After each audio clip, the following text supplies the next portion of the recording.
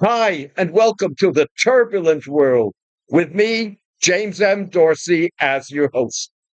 Israel's throttling of aid for Gaza is as much about weaponizing food and other essential goods as it is about eventually installing a post war Palestinian administration empathetic to Israeli concerns.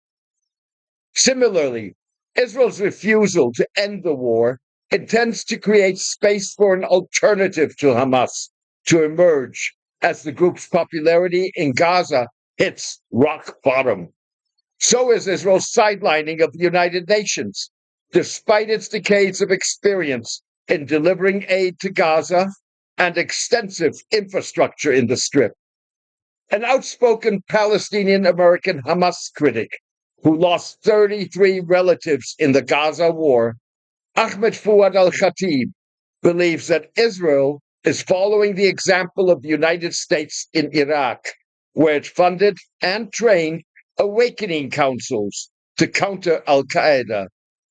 Writing on X, Mr. Al-Khatib welcomed the coming out of Al-Quwat al-Shaabiyya, the popular forces, headed by Yasser Abu Shabab, a notorious gangster and the leader of organized looting. This week, Mr. Abu Shabab, a scion of a Bedouin family whom Hamas jailed on criminal charges, called in a video on Palestinians to return to their largely destroyed homes east of the southern Gaza city of Rafah and promised they would have access to food, medicine, security, and shelter. Mr. Al-Khatib said the popular forces were establishing camps under the watch of the Israeli military that would create a beachhead for those who refuse Hamas's tyrannical and unjust government that has stolen much of the aid and brought disaster and suffering onto the Palestinian people in Gaza. Mr. Al-Khatib suggested that the popular forces coming out indicates that Gazan clans are emerging as a potential challenger for Hamas's dominion over southern Gaza.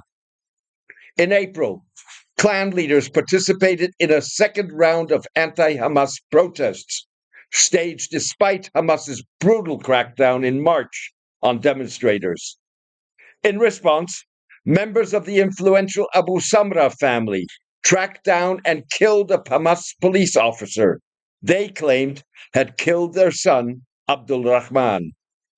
The people of Gaza are completely against Hamas and against the group's terror and the squandering of their lives and resources for absolutely nothing, Mr. Al-Khatib said at the time.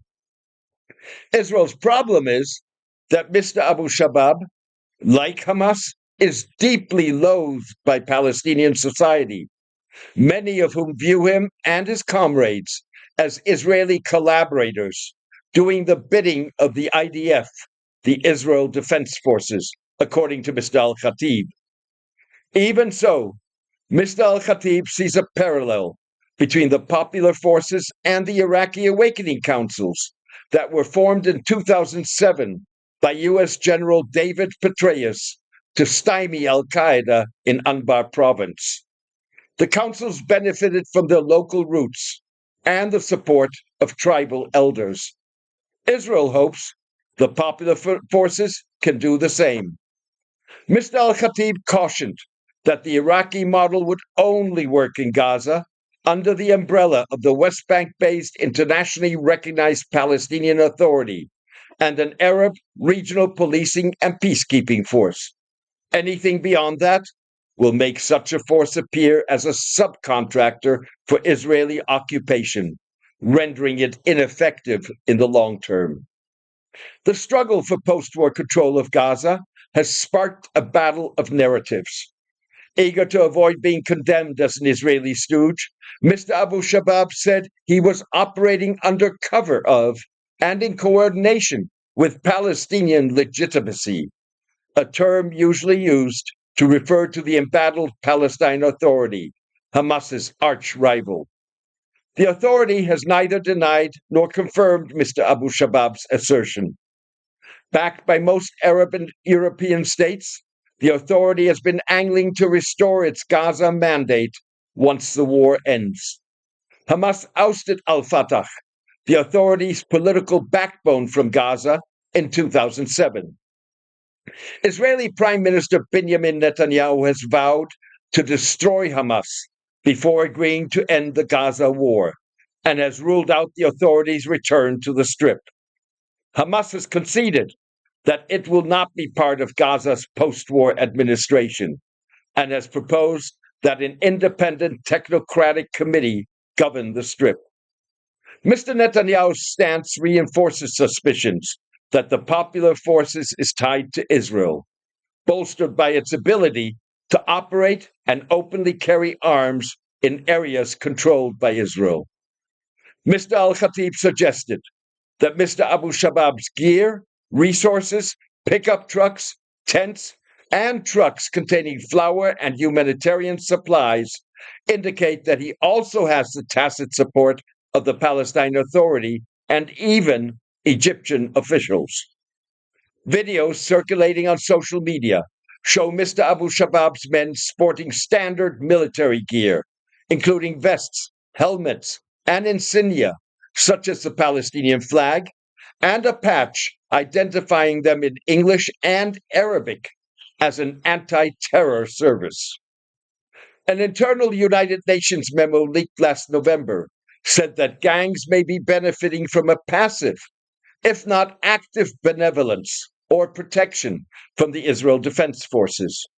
One gang leader, the memo said, established a military-like compound in an area restricted, controlled, and patrolled by the IDF. In a telephone interview in November with the Washington Post, Mr. Abu Shab acknowledged that he and his relatives take from the trucks, but insisted they do not touch food, tents, or supplies for children. Mr. Abu Shabab said his group was born of desperation. Hamas has left us with nothing, and their armed men occasionally come and shoot at us. Let those who accuse us of working with Israel say what they want. Israel doesn't need us, he said.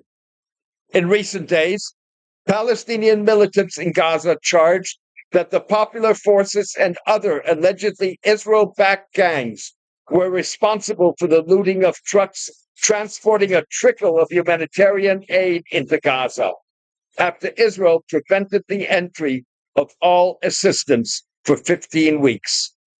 The looted trucks included 15 vehicles carrying flour, one of the first World Food Program convoys to enter Gaza since Israel partially lifted its March 2 blocking of the flow of humanitarian aid into the Strip.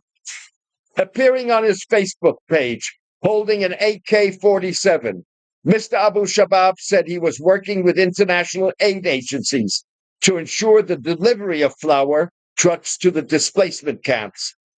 He said his young men operated under dangerous conditions to prevent the theft of flour.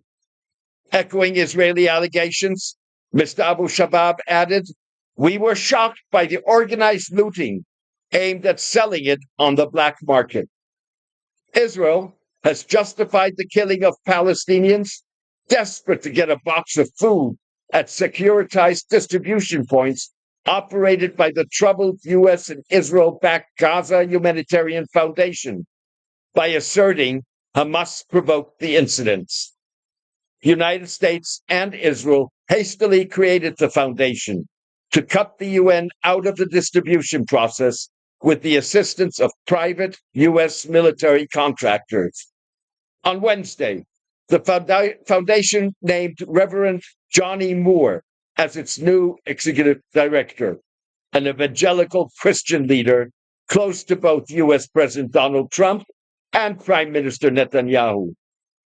Mr. Moore was appointed after former director Jake Wood resigned just weeks after taking the job, citing the foundation's inability to provide aid while upholding humanitarian principles. The appointment also followed reports that the Boston Consulting Group had ended its logistics and planning assistance for the foundation. Israel asserts that the foundation will deprive Hamas of one of its last levers of control in Gaza and sources of income. Israel charges that Hamas diverts looted humanitarian goods to its own people and or sells them at exorbitant prices. Despite the foundation's floundering, Gaza ceasefire negotiators are exploiting Hamas's weakened position to pressure it to accept an Israeli-backed U.S. proposal for a 60-day truce without Israel committing to an end of the war and withdrawal from Gaza. The mediators, Qatar, Egypt, and the United States, are willing to guarantee that negotiations will continue during the 60 days, but not beyond that.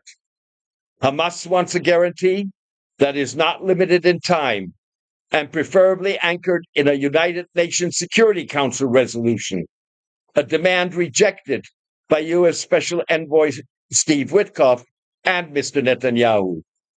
The mediators hope that they can pressure Mr. Netanyahu during the ceasefire to accept the Palestinian administration of Gaza, made up of men like Mr. Abu Shabab, Gazan clan leaders, and businessmen, potentially under the auspices of the Palestine Authority.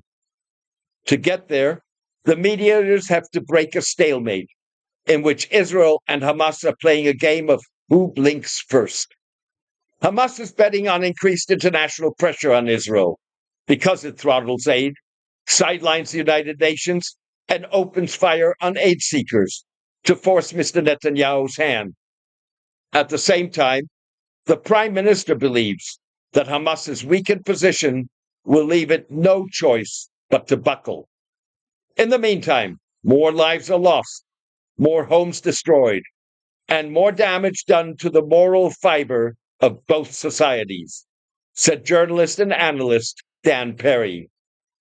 Thank you for joining me today. The Turbulent World with James M. Dorsey seeks to empower readers, listeners, and viewers to form informed opinions of their own.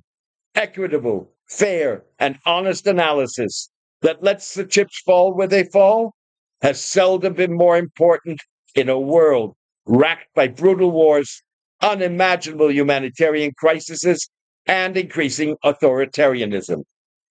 If you share this vision, please consider becoming a paid subscriber by going to jamesmdorsey.substack.com.